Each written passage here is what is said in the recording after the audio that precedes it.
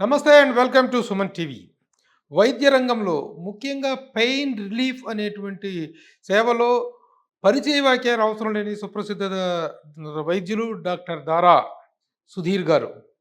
సుధీర్ గారి దగ్గర ఎన్నెన్నో పెయిన్ రిలీఫ్‌కి సంబంధించినటువంటి చిట్కాలు, ట్రీట్మెంట్స్ తీసుకోవడం జరిగింది. కానీ ఈరోజు ఒక దినపత్రికలో వచ్చినటువంటి ఒక ఆర్టికల్ అనేటువంటిది మాత్రం ఇమ్మీడియేట్‌గా నన్ను ఇక్కడికి రప్పించింది.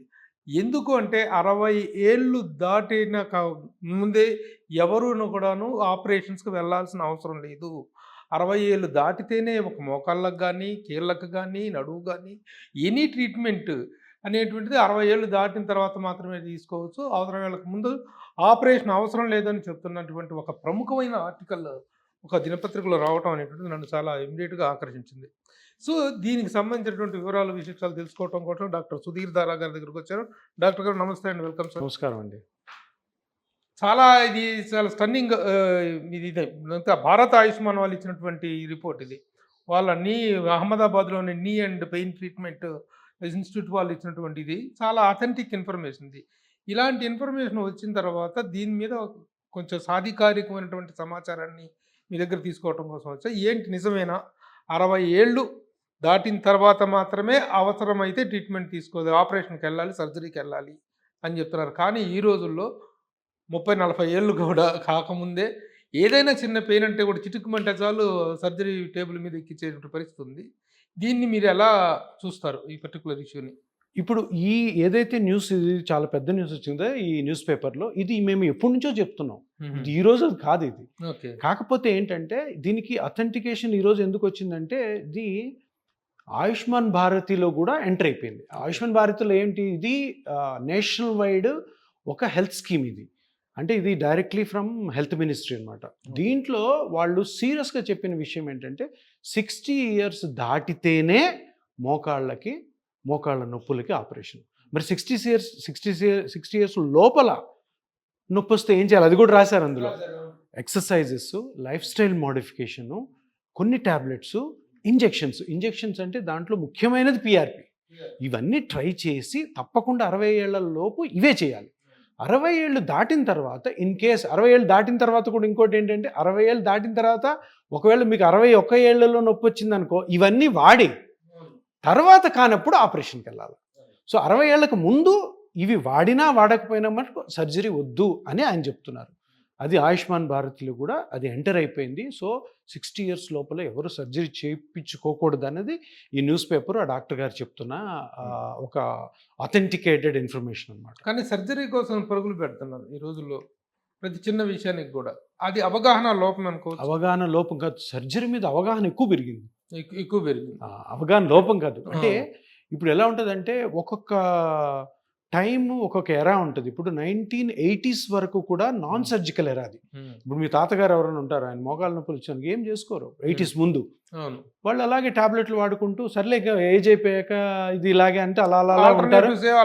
ఏవో చిన్నవి పసలు కట్టుకునే వాళ్ళు, టాబ్లెట్లు వేసుకునేవాళ్ళు. 80 నుంచి సర్జికల్ ఎరా స్టార్ట్ అయింది. అన్నిటికీ సర్జరీ, అబ్డామిన్కి సర్జరీ, షోల్డర్కి సర్జరీ, జాయింట్స్కి సర్జరీ, స్పైన్. అది సర్జికల్ 80 నుంచి ఇప్పటి వరకు, అంటే ఇప్పుడు 2020 వరకు కూడాను. ఇప్పుడు మళ్ళీ నాన్ సర్జికల్ స్టార్ట్ అయింది. ఎందుకంటే ఇప్పుడు ఎక్కువ ayurvedic treatments, homeopathy treatments, non surgical treatments బయటకు వచ్చారన్నమాట. అలోపతిలో కూడాను ఈ రీజనరేటివ్ థెరపీ అన్నది ఇప్పుడు చాలా ఫేమస్ అయిపోయింది. అంటే రీజనరేటివ్ అంటే మీ జాయింట్స్లో నొప్పి కానీ, మీ స్పైన్లో నొప్పి కానీ, మీ షోల్డర్ నొప్పి కానీ, అవి డిసీజెస్ కాదు. అవన్నీ కూడా డీజనరేషన్, అంటే వయసు రీత్యా ఒక చేంజ్, వయసు రీత్యా అరుగుదల.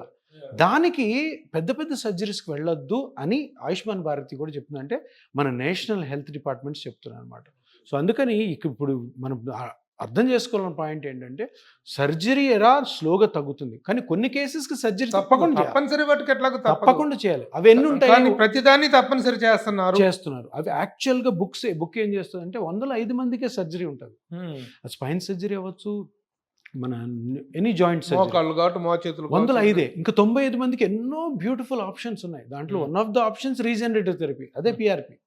సో అది మనం ప్రమోట్ చేయాలి. ఎందుకు ప్రమోట్ చేయాలి అంటే, ఇది safe, no complication, no side effect. ఇది దగ్గర 30-40 ఇయర్స్ ముందే వచ్చింది. సేఫ్గా రన్ అవుతుంది, కానీ దాన్ని ఎవరు ఫేమస్ చేయలేదు. సార్ ఇప్పుడు మనకు ఉన్నటువంటి వైద్య విధానాల్లో ఒక అలోపతి, ఆయుర్వేదం, హోమియోపతి, ఇక రకరకాల యునాని, వీటన్నిటిలో దిస్ ఇయర్ పర్టికులర్గా మీరు యూపీఎంలో ఇస్తున్నటువంటిది it is also allopathy. Allopathy branch. Being you an allopathic doctor, అలోపతిలో సర్జరీ అనేటువంటి దాన్ని వ్యతిరేకిస్తాం అనేటువంటిది వ్యతిరేకిస్తున్నట్లుగా మీరు? వ్యతిరేకించడం కాదు, దానికంటే బెటర్ ఆప్షన్స్ ఉన్నాయని చెప్తున్నాం. ఎర్లియర్ ఆప్షన్స్ ఫైనల్ గా surgery ultimate and last option. అది నేను చెప్పేది కాదు, మీరు ఏ మెడికల్ బుక్ అని ఓపెన్ చేయండి, ఆపరేషన్ అన్నది అన్ని non surgical treatment modalities exhaust అయిపోయిన తర్వాత చేయమంటారు. నువ్వు ఫస్ట్ పేషెంట్ వచ్చిన 2 నెలలకి నేను ఆపరేషన్ చేస్తా అంటే కుదరదు. అది లేదు, బుక్స్ లో లేదు. అది ఎవరన్నా కూడా మనం నో అనాల్సిందే. సో ఇప్పుడు అది చెప్పడం కోసమే ఈరోజు పేపర్ ఆర్టికల్ వచ్చింది. సార్ అసలు ఇది ఏ ఏజ్లో స్టార్ట్ అవుతున్నాయి సార్? ఇదివరకు ఇట్లా గతంలో లాగా ఒక వార్ధక్యం, ముసలితనం వచ్చిన తర్వాత 50-60 ఏళ్ల తర్వాత ఈ పెయిన్స్ స్టార్ట్ అవటం అనేటువంటిది, అరుగుదల అనేటువంటిది స్టార్ట్ అవుతుంది. కానీ ఈ జనరేషన్లో ఎందుకు ఎర్లీగానే స్టార్ట్ అవడానికి కారణాలు ఏంటంటే, ఇప్పుడు జనరల్గా నేను ప్రాక్టీస్ స్టార్ట్ చేసినప్పుడు ఒక 15 years బ్యాక్ అందరూ 55 తర్వాతే మోకాలు నొప్పులు వచ్చేవి. ఇప్పుడు 35 తర్వాత ఎక్కువ చూస్తున్నాం. ఇప్పుడు ఈరోజు చూసామంటే నేను ఒక 30 మందిని చూస్తుంటే 15 మంది 35 to 55, 35 to 55, ఇంకా హాఫ్ తర్వాత 55 వాళ్ళు. ఎందుకు వస్తున్నాయి అంటే, first of all life style మొత్తము షాటర్ అయిపోయింది. ఇంకా పొద్దున్న లేచినప్పటి నుంచి ఉరుకులు పరుగులు, హెల్త్ మీద కాన్షియస్ ఉండదు, night duties, double duties, travel ఎక్కువ చేయడము, ఇవన్నీ ఒక ఎత్తు అయితే, ఇంకొకటి అనవసరమైన ఎక్సర్సైజ్. మీరు కేబీఆర్ పార్క్లో చూడండి, రోజు అంటే ఆ కేబీఆర్ పార్క్లో నడిచే వాళ్ళందరూ కూడా పాపం తెలియక వాళ్ళ మోకాళ్ళు కానీ స్పైన్ కానీ అరిగిపోతాయి మనం ఎక్కువ వాకింగ్ చేస్తే అన్నది ఎవరికి తెలియదు. వాకింగ్ అంటే ఏదో అమృతంలాగా వాక్ చేసి పోతాడు. ఎంత చేయాలి, ఏ వయసులో ఎంత చేయాలి, ఏ కండిషన్ ఉన్న వాళ్ళకి ఎంత వాకింగ్ చేయాలి ఎవరికి తెలియదు. పాపం వెళ్తారు, డాక్టర్లు ఏమంటారు వాకింగ్ మంచిది అంటారు, అంతే. ఏ మనిషికి ఎంత వాకింగ్ చేయాలా, అది చెయ్యొచ్చా లేదా, కొంతమంది అసలు వాకింగే చేయకూడదు. వాకింగ్ ప్రిస్క్రైబ్డ్గా ఉండాలి. ప్రిస్క్రైబ్డ్, ప్రతి మనిషికి కస్టమైజ్డ్. మీ ఏజ్కి మీకున్న కండిషన్స్ ప్రకారము మీరు ఎంత వాక్ చేయాలని మెడికల్లీ ప్రూవ్ అయిన అవన్నీ ఒక డాక్టర్ని అడిగితే చెప్పేస్తారు. కానీ తెలియదు, మన పక్కింటోడు వాక్ చేస్తున్నాడు, వాంతో పాటు కలిసి కార్లో ఎక్కడం, కార్ అక్కడ పార్క్ చేయడం, ఒక రౌండ్ కొడితే 4 kilometers, అరే ఒక్కో రౌండ్ కొట్టాం కదా ఇంకో రౌండ్ కొడదాం అనుకో. అక్కడ ఆ రోజు మీకు సైకలాజికల్ బాగుంటుంది, కానీ దానివల్ల జరుగుతున్న డీజనరేషను స్పైన్లో కానీ షోల్డర్లో కానీ నీజ్లో కానీ మీకు తెలియదు. సో ఇది ఇంకోటి రీజన్ తొందరగా ఎరిగిపోవడానికి. ఇంకొకటి, చాలామంది జిమ్ ఒకటి ఫ్యాషన్ అయింది, ఈ మ్యారథాన్స్ ఒకటి ఫ్యాషన్ అయిపోయినాయి, సైక్లింగ్లు ట్రెక్కింగ్లు ఫ్యాషన్ అయ్యి అందరూ ఏమనుకుంటారంటే, అందరూ ఒకటే వర్డ్ సార్ ఫిట్నెస్ సార్ అని. ఫిట్నెస్కి మీనింగే లేదు. ఈ ఫిట్నెస్ దాంట్లో ఈ డీజనరేషన్ ఎక్కువైపోయింది. దాంతో 35-40 నుంచే మోకాళ్ళు అరగడం. చాలా యంగ్స్టర్స్ ఇప్పుడు వస్తున్నారు మోకాళ్ళు. అండ్ ఇప్పుడు జరిగే తప్పు ఏంటంటే, ఈ 40 సంవత్సరాల్లో మోకాలు అరిగిపోయిన వాడు ఎన్ని రోజులని మందులు వాడతాడు, ఎన్ని రోజులని ఎక్సర్సైజ్ చేసి తగ్గించుకుంటాడు, ఎన్ని రోజులని ఇంజెక్షన్స్ అని చూస్తాం. అందుకని 45కో 50 లోపలే ఆపరేషన్ జరిగిపోతుంది. సార్ ఈ సందర్భంలో ఒక చిన్న డౌట్ కూడా అడుగుతాను. మీ I'm a film journalist and film related స్టార్స్తో నేను ఎక్కువగా మూవ్ అవుతుంటాను. మా సినిమా వాళ్ళు చాలా ఓవర్గా జిమ్ చేస్తుంటారు, బాడీని ఒక్కొక్క క్యారెక్టర్ కోసం విపరీతంగా బాడీ పెంచేస్తుంటారు, మళ్ళీ ఇంకొక క్యారెక్టర్ కోసం విపరీతంగా మేక్ ఓవర్ చేసేస్తుంటారు. ఈ మార్పులు అనేటువంటి ఈ పెయిన్ మీద ఎలాంటి ప్రభావం చూపిస్తాయంటారు? చాలా ప్రభావం చూపుతాయి, కానీ తప్పదు వాళ్ళకి. ఒకటి ఫిల్మ్ స్టార్స్కి, ఇంకోటి స్పోర్ట్స్ పర్సన్కి. ఇప్పుడు ఒక స్పోర్ట్స్ పర్సన్ ఉన్నాడు, విరాట్ కోహ్లీ తీసుకోండి. విరాట్ కోహ్లీ ఒక 16-17లో కెరీర్ స్టార్ట్ చేసి ఉంటాడు, చిన్నప్పుడు ఆడుతున్నా కానీ ఇంటర్నేషనల్ ఎరాకి వచ్చి. ఆయన 35 కల్లా క్లోజ్ అయిపోతుంది. అంటే ఈ 35లో ఈ ఎన్ని సంవత్సరాలు అవుతుందో మ్యాక్సిమం వాడేస్తారు వాళ్ళ జాయింట్స్. ఇప్పుడు 35 నుంచి ప్రాబ్లం స్టార్ట్ అవుతాయి, వాళ్ళ కెరీర్ అయిపోయింది అక్కడికి. ఫిల్మ్ స్టార్స్ కూడా అంతే. ఇప్పుడు ఒక మూవీలో ఏమో ఫుల్ 6 pack కావాలి, ఒక మూవీలో అమీర్ ఖాన్ ఏదో సినిమాలో ఇంతలా ఫ్యాట్ అయిపోయినాడు. అవన్నీ తప్పవద్దు. కాకపోతే వీళ్ళకి ఏంటంటే తప్పకుండా వీళ్ళకి 40 తర్వాత ప్రాబ్లమ్స్ అన్నీ స్టార్ట్ అవుతాయి. 40 తర్వాత చాలా స్టార్ట్ అవుతాయి. ఎందుకంటే వాడాల్సిన ఏ జాయింట్స్ మొత్తం వాళ్ళు 35-40లో వాడేసి ఉంటారు. క్రికెటర్స్ అంతే, అథ్లీట్స్ అంతే. వీళ్ళు తర్వాత లక్కీగా కొంతమందికి లేట్గా వస్తాయి ప్రాబ్లమ్స్, కొంతమందికి అర్లీ వస్తాయి. చాలామంది హీరోలు ఉన్నారు ఇక్కడ 40-45 కల్లా knee joint pains, ankle pain, spine pain. మీకు అలాంటి వాళ్ళు చాలా మంది వచ్చారు. స్పోర్ట్స్ పర్సన్ చాలా మంది వచ్చారు. Sports person, film stars. ఇప్పుడు యాక్టివ్గా ఉన్న 2-3 టాప్ హీరోస్ కూడాను షోల్డర్ సరిగ్గా ఎత్తలేకపోయిన పరిస్థితులు ఉన్నారు. ఏమంటే సార్ జిమ్ సార్ మాకు వాడు 75 kgs ఎత్తిస్తాడంట. హెల్త్ వైజ్ చూస్తే డేంజరస్, వాళ్ళ ప్రొఫెషన్ వైజ్ చూస్తే తప్పదు. తప్పదు. కానీ మీరు ఎలాంటి సజెషన్స్ ఇస్తారు సార్? ఇప్పుడు జిమ్‌కి గాని, వాకింగ్‌కి గాని దీనికి కూడా ఒక ప్రిస్క్రైబ్డ్ వెయిట్ లాస్ రోజుకి ఇంతవరకే చేయాలి అనేటువంటి వీటిని ఏమైనా మీరు first of all gym is not necessary for few people. ఎవరికి అవసరమో జిమ్ ఎప్పుడు చెప్తాను ఉంటాను. Sports person, celebrities, film star, gym trainers, వీళ్ళే నలుగురే మోడల్స్కి. ఎందుకంటే మజిల్ కనపడాలి. ఇప్పుడు ఒక ఇంజనీర్కి అవసరం లేదు జిమ్, ఒక లాయర్కి అవసరం లేదు, ఒక డాక్టర్కి అవసరం లేదు, ఒక జర్నలిస్ట్కి అవసరం లేదు. ఎందుకు? హెల్దీగా ఉండాలి మనం. హెల్దీనెస్ ఫిట్నెస్కి ఏ మాత్రం పోలిక లేదు. ఫిట్నెస్ అన్నదానికి మీనింగ్ లేదు. హెల్దీనెస్ అంటే ఏంటంటే జబ్బు లేకుండా ఉండడం. లావుగా ఉన్నవాడు హెల్దీ కాదని కాదు, సన్నగా ఉన్నవాడు హెల్దీ అని కాదు, రాంగ్ అది. ఫిట్గా ఉన్నాను సార్, ఇక్కడ మంచి కండలు, 6 ప్యాక్ ఉన్నాడు, వాడికి ఎన్నో జబ్బులు ఉండొచ్చు, లోపల తొందర చనిపోవచ్చు.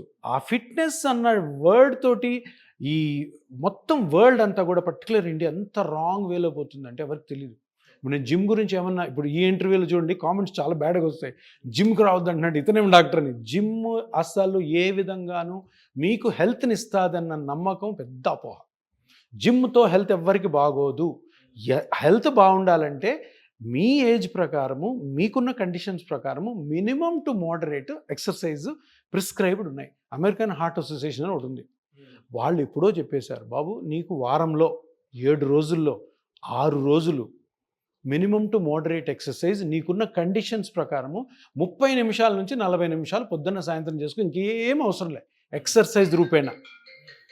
ఇప్పుడు మీరు ఒకవేళ కండలు పెంచాలి అనుకున్నారు అనుకోండి, అమెరికన్ హార్ట్ అసోసియేషన్ ఆల్రెడీ ఎప్పుడో ఒక 20 సంవత్సరాల క్రితం ప్రిస్క్రైబ్డ్ ఎక్సర్సైజ్ ఇచ్చేసింది. ఏంటంటే అది 7 డేస్లో 6 డేస్ ఉండే హాలిడే ఉంది. మళ్ళీ morning to evening 30 minutes to 45 minutes. Okay, minimum to moderate physical exercise. ఏం ఎక్సర్సైజ్ చేయాలా? ఇప్పుడు మీకు షోల్డర్ పెయిన్ ఉంది, షోల్డర్కి సపరేట్ ఎక్సర్సైజ్ ఉంటాయి. మీకు స్పైన్ పెయిన్ ఉంది, దానికి సపరేట్ ఎక్సర్సైజ్ ఉంటాయి. మీకు ఏ నొప్పి లేదు, దానికి సపరేట్ సెట్ ఆఫ్ ఎక్సర్సైజ్ ఉంటాయి. అంతే, హెల్త్ కోసం ఇంతే.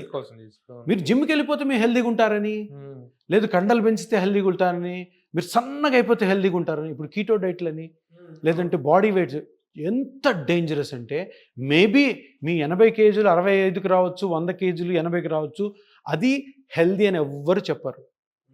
కానీ మీరు ఏదైతే మన గట్ ఉంటుందో గట్కి సడన్గా ఒక అన్యూజువల్ ఫుడ్ని ఇస్తున్నారో సిస్టమ్ మొత్తం ఇంబ్యాలెన్స్లో పోతుంది. దాని తర్వాత ఇరిటబుల్ బౌల్ సిండ్రోమ్స్ అని, సైకలాజికల్ డిప్రెషన్, ఇవన్నీ జరుగుతాయి. సో ఈ వెయిట్ తగ్గించుకోవడం, ఈ జిమ్లకి వెళ్ళి హెల్దీగా ఉంటామనుకున్న అపోహలు, అనవసరమైన ఎక్సర్సైజ్లు, అనవసరమైన ఎక్కువ వాకింగ్ చేయడం, ఇవన్నీ కూడాను హెల్త్కి అయితే తప్పకుండా అనర్థమే.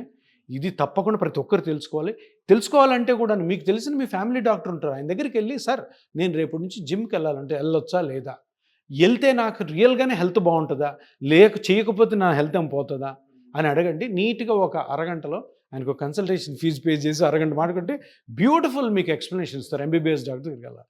అనవసరమైన ఎక్సర్సైజ్ చేయడం వల్ల మీరు అడిగిన క్వశ్చన్ ఏంటంటే ఎందుకు తొందరగా వస్తున్నాయి ఇవి. డాక్టర్ గారు, thank you very much for నమస్కారం. చాలా ఇంపార్టెంట్ సమాచారాన్ని ఇవాళ మీరు మాకు క్లారిఫికేషన్ ఇచ్చారు. Thank you sir. నమస్కారం.